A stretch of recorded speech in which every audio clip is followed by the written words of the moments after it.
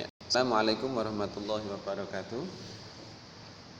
Ya, Bapak lanjutkan untuk pembelajaran yang berikutnya. Kita masih mempelajari tentang tema. Ya, tema 3, subtema 2, pembelajaran yang kedua dan seterusnya. Nah, di sini kalian perhatikan kewajiban anak di rumah, sekolah dan masyarakat. Kita masuk pada muatan PPKN. Ya.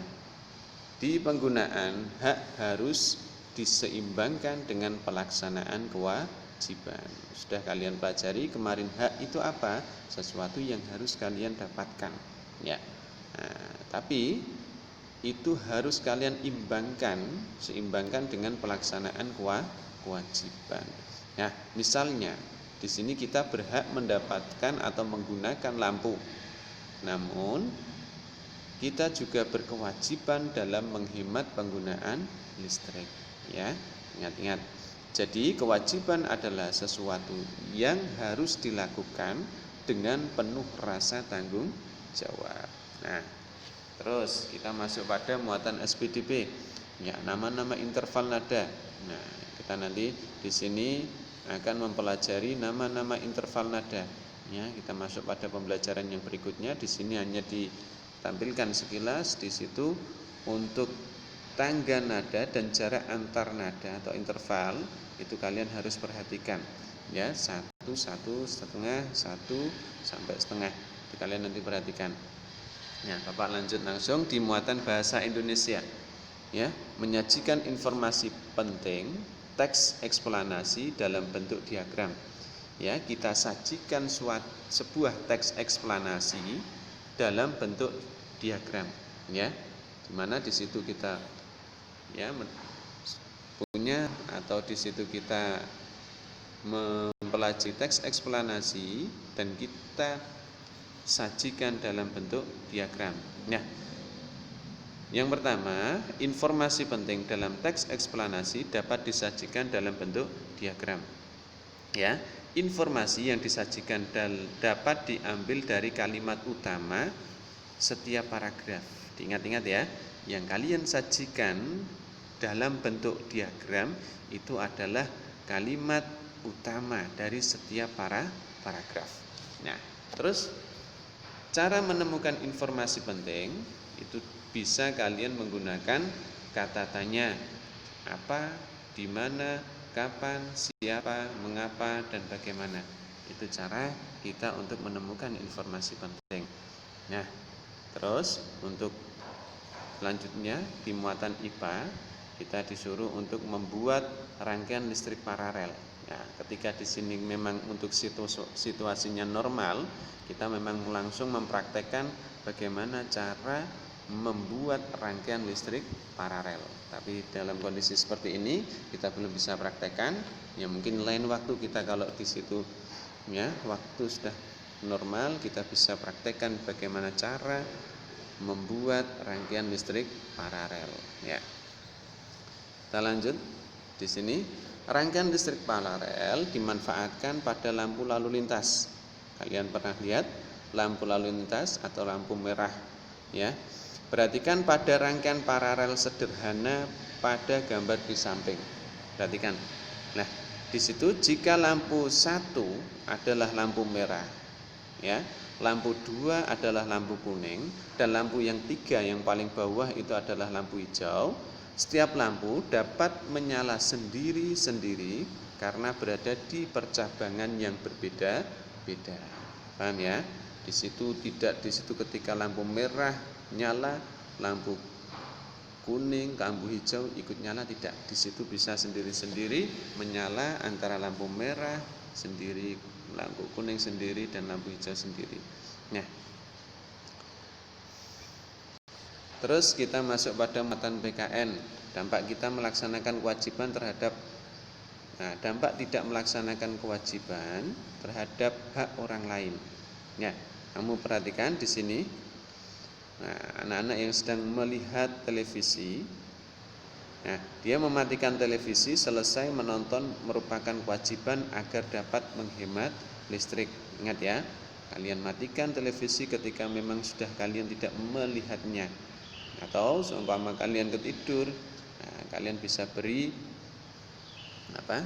Nah, beri waktu atau timer untuk mematikan secara otomatis. Nah, di situ kamu telah mengetahui tanggung jawab dalam melaksanakan kewajiban-kewajiban di rumah, di sekolah maupun di masyarakat. Lah, kewajiban-kewajiban tersebut harus dilaksanakan dengan baik agar tidak ada orang lain yang dirugikan. Paham ya? Kita laksanakan kewajibannya dan kita mendapatkan hak kita. Terus kita masuk pada muatan bahasa Indonesia, yaitu masih mengidentifikasi kalimat efektif dalam teks eksplanasi. Ya, kalimat efektif itu adalah kalimat yang sesuai dengan kaidah tata bahasa, baik itu ejaan maupun tanda bacanya. Ya, ciri-ciri kalimat efektif itu adalah menggunakan kata-kata baku.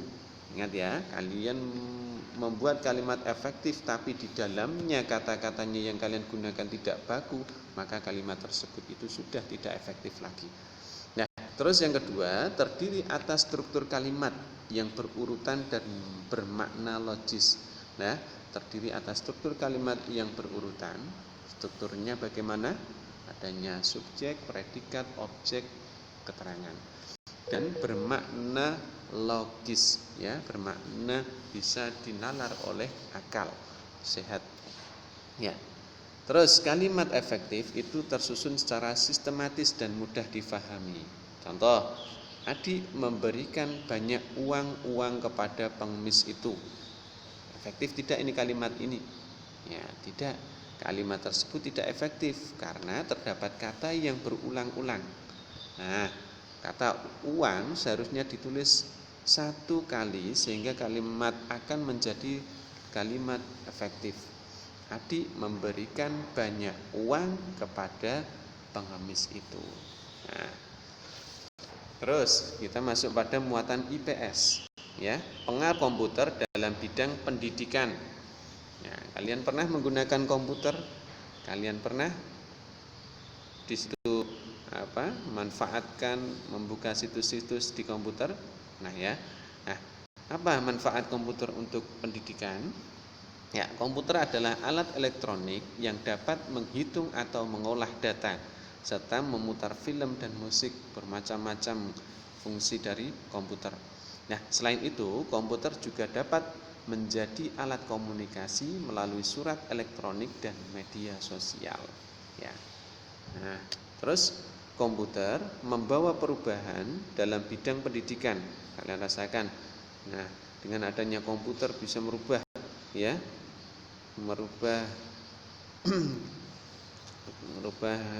di bidang pendidikan kita rasakan. Di situ kita mudah mendapatkan informasi dari komputer. Ya, keberadaan komputer dan internet telah memudahkan dan menunjang pembelajaran di sekolah. Contohnya seperti ini. Kita selama pandemi belajar melalui internet. Ya, ini adalah manfaat dari adanya teknologi. Ya. Nah, terus kemajuan teknologi dapat membantu meningkatkan kualitas pendidikan. Maka dengan adanya teknologi yang di situ bisa kita manfaatkan untuk belajar, kita harus bisa mengambil manfaat dan memberikan kualitas pendidikan atau kualitas kemampuan kalian. Paham ya? Ya, jangan di situ kalian salah gunakan untuk menggunakan internet atau mungkin komputer. Ya, kita harus bisa menyaring dan mengambil sisi positif dari internet tersebut. Ya. Terus kita masuk pada muatan SBDB, ya, memainkan alat musik dengan memperhatikan interval nada. Ya, kalian perhatikan ya. Di sini kita dapat memainkan alat musik sesuai dengan interval nada yang telah dipelajari. Ya, perhatikan nada-nada dari setiap interval nada berikut. Ya, ini sebutan atau nama-nama nada. Ya, ada prime, second, third, fourth, quart, quint, sec, dan seterusnya. Nah, di sini itu kalian bisa baca ya di LKS, kalian bisa perhatikan di LKS di halaman 185. Ya, itu kalian perhatikan ya, perhatikan nada-nada dari setiap interval nada atau jarak nada. Nah, kalian perhatikan.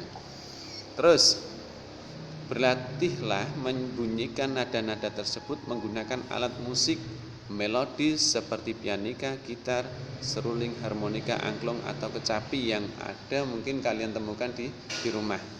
Lah, untuk tugas ya nanti untuk akhir pekan bisa kalian memainkan alat musik yang ada di rumah kamu ya, yang kalian punya di rumah, kalian mainkan ya. Lagunya apa? Lagunya terserah kalian. Ya, lagunya terserah kalian, yang kalian kuasai apa silahkan ditampilkan ya. Ini tugas untuk akhir pekan, berarti terakhir paling akhir kalian mengumpulkannya hari Sabtu ya, paham ya? Hari Sabtu kalian kumpulkan tugas memainkan alat musik yang kalian punya di rumah ya. Lagunya apa? Lagunya terserah kalian, yang kalian kuasai apa silahkan kalian mainkan. Dan ingat ya, disesuaikan interval nadanya. Yang kemarin tugasnya alhamdulillah ada yang bagus, dan di situ masih ada yang di situ harus dilatih lagi biar kalian bisa lebih baik lagi. Paham ya? Terus di pembelajaran yang terakhir, pembelajaran 6, muatan bahasa Indonesia menggunakan kosakata baku untuk menulis kalimat efektif ya. Kalimat efektif adalah apa? Kalimat efektif adalah kalimat yang sesuai dengan tata bahasa, baik dari segi ejaan dan tanda bacanya. Paham ya? Kalimat efektif tersusun secara sistematis dan mudah dipahami. Kalimat efektif ditulis menggunakan kata-kata baku. Masih sama. Nah, terus muatan PPKN kita masuk pada menjelaskan manfaat melaksanakan dan akibat tidak melaksanakan kewajiban secara bertanggung jawab.